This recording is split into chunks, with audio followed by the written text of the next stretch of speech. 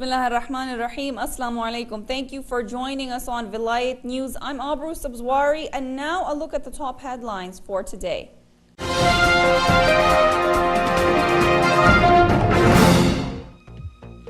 A suicide bomber kills 22 people in an Iraqi Shia mosque. Edward Snowden finally breaks silence for the first time after arriving in Moscow. Egypt's President Mohamed Morsi rebuffs the army's 48-hour ultimatum and sets his own course. Syrian rebels threaten to target Shia villages in Aleppo. The Kuwait-Pakistan blast on Hazara town death toll rises to 30. In the UK, Muslim graves desecrated with racist graffiti.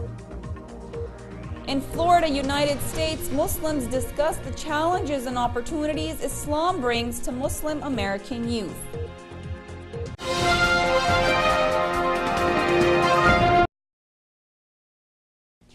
And now, the news in detail. In Iraq, more than 22 people have been killed after a suicide bomber blew himself up at a mourning ceremony inside a Shia mosque late on Monday. The explosion brought down the ceiling of the mosque in the town of Muqtadiya, 50 miles northeast of the capital Baghdad, crushing the Shias who were marking the death of a police officer killed in a recent roadside bombing. Police said the death toll could rise because people remain trapped beneath the rubble. The violence is part of a sustained campaign of militant attacks since the start of the year that has prompted warnings of wider conflict in a country where ethnic Kurds, Shia and Sunni Muslims have yet to find a stable power-sharing compromise. A separate suicide bombing in a coffee shop in a Shia district of the city of Baquba brought Monday's death toll to 27. No group immediately claimed responsibility for the attacks, but suicide bombings are the trademark of Al-Qaeda's local affiliate, the Islamic State of Iraq, which security experts say has regained strength in recent months.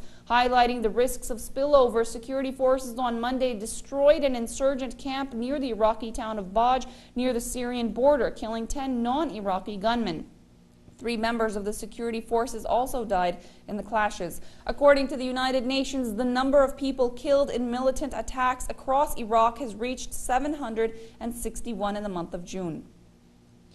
The former U.S. spy agency contractor Edward Snowden finally broke his silence on Monday for the first time since landing in Moscow more than a week ago, stating he remains free to make new disclosures about U.S. spying activity for the public interest. Snowden, who faces espionage charges in the United States and believed to be staying in a transit area at Moscow's Sheremetyevo airport, surfaced with a letter to the Ecuadorian government and in a statement released through anti-secrecy group WikiLeaks, which has taken up his cause. In the WikiLeaks statement, he accused the Obama administration of deception in a campaign to prevent him from finding political asylum and revoking his U.S. passport. Snowden has sought asylum in Ecuador, and in an undated letter sent to Ecuadorian President Rafael Correa, he said the United States was illegally persecuting him for revealing its electronic surveillance program PRISM, but made it clear he did not intend to be muzzled.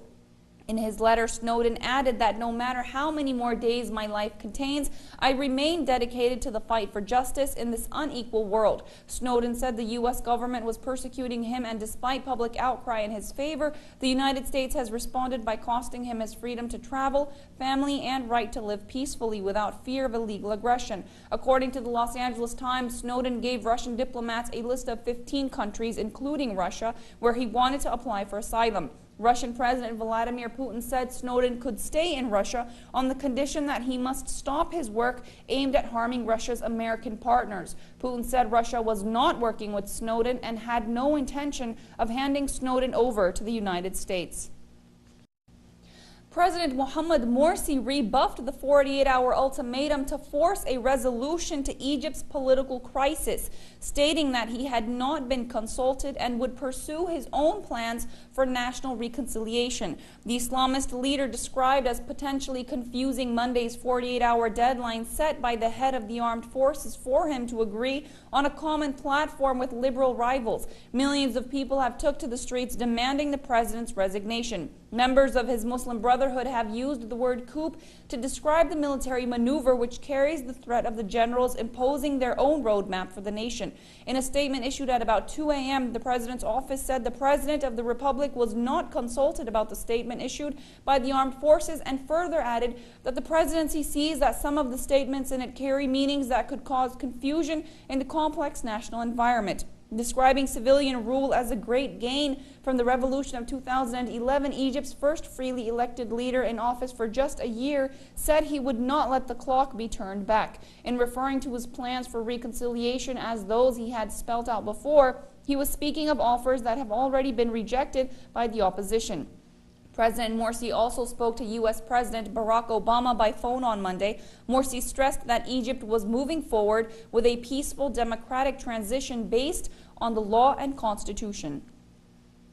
Syrian rebels in the northern province of Aleppo threatened to seize 2 Shia Muslim villages supporting President Bashar al-Assad unless they surrendered to the opposition. Activists say both Nabl and Zahra villages had been reinforced by Assad's allies in the increasingly sectarian war, among them fighters from Iran and Lebanon's Hezbollah. In a video posted on the internet, Syria rebels announced their intention to liberate Nabl and Zahra from the pro-Assad militia as well as the Hezbollah and Iranian elements. The 27-month-old conflict has already killed more than 100,000 people and driven 1.7 million Syrians to seek refuge in neighboring countries. Assad's forces, spearheaded by Hezbollah, have made a number of gains since they seized the border town of Qusayr last month. There have also been heavy clashes in Aleppo and surrounding districts, fueling expectations that Assad's claims to re-establish control of Syria's largest city. The sectarian nature of the conflict has set regional Sunni Muslim powers, notably Gulf Arab states and Turkey, against Assad's Shia Iranian and Hezbollah allies in a deepening proxy war on Syrian soil. Deputy U.S. Secretary of State William Burns, speaking at the end of a visit to neighboring Lebanon, condemned Hezbollah's military intervention in Syria. Burns stated that despite its membership in the Lebanese government, Hezbollah has decided to put its own interests and those of its foreign backers above those of the Lebanese people. He also added that they condemn in the strongest terms Hezbollah's actions in Syria, saying that Hezbollah stands in direct violation of Lebanon's disassociation policy from Syria and placed the future of Lebanon at risk. Saudi Arabia, which has accelerated armed support for the rebels, urged the European Union on Monday to arm Syrian rebels without delay. The death toll in the Quetta suicide bombing reached to 30 on Monday morning as 2 of the injured victims succumbed to their injuries in the combined military hospital CMH. Earlier on Sunday night, at least 28 Shia men and women were martyred and more than 60 others injured in a suicide blast in the Aliyabad area of Hazara town outside the Ali ibn Abi Talib alayhi salam mosque. Shahzada Farhat, a senior government official, told the local media that the condition of some of the injured victims was still serious. The wounded are being treated at the army-run CMH. A 6-member police team was also formed to probe into the deadly bombing. In the meantime, investigators from Secret Services investigated the site of incident and checked the wreckage of the blast. Moreover, security was also tightened in and around Hazara town to prevent the occurrence of another incident. Paramilitary troops and police were deployed on roads and streets leading to the area. In related news, a day of mourning was being observed in Quetta in the wake of the blast on the call of Majlis-e Wahdat al-Muslimin (MWM) and other Shia parties. All businesses and government offices were shut down in the provincial capital to mourn the tragedy. 4 Muslim graves have been desecrated with racist graffiti in a cemetery in Wales in the latest anti-Muslim incident in Britain following the murder of British soldier Lee Rigby back in May. The vandals left statements on the graves with white power, with slogans for the far-right British National Party, the UK Independence Party, and the National Front also placed on the graves in the Christchurch Cemetery in the Newport area of Wales. Some of the graves were also spray-painted with swastikas, further stressing the growing wave of anti-Muslim hatred in Britain after Lee Rigby's murder in Woolwich, southeast of London. One of the gravestones was even scrawled with words, "Kill the Muslims, Pakis." This is the second desecration of a Muslim gravesite over the past month after a single Muslim grave in Lancashire was attacked. The Rigby murder has unleashed a wave of anti-Muslim hatred, mainly by far-right groups such as the English Defence League EDL. Meanwhile, at least 2 mosques have been set on fire, while 11 others have been targeted by far-right vandals, desecrating them with graffiti such as swastikas and the letters EDL, KKK for the Ku Klux Klan, and the NF, the National Front. The Islamophobic attacks have also targeted Muslims directly, including 3 men who were stabbed at a mosque in Birmingham on June 15th.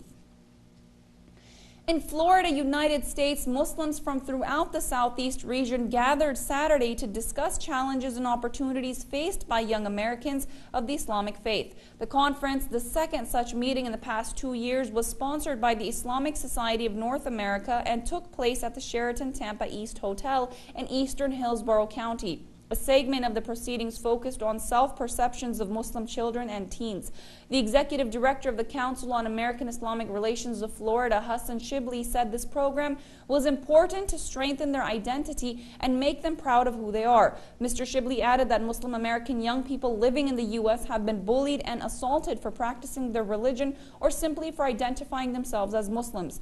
The aim of Saturday's workshop was to help young Muslims understand their identity and find a place in society. He and guest speakers Mu'tasim Atiya of Baltimore and Janan Kurdi of Tampa offered the participants ways to build character, strengthen self-esteem, and be proud Muslims. Participants included children, teens, parents, and other adults. The conference brought together Muslims from the southeastern states, with many of them Tampa Bay area residents. The Islamic Society of North America's National Convention will be in September in Washington, D.C.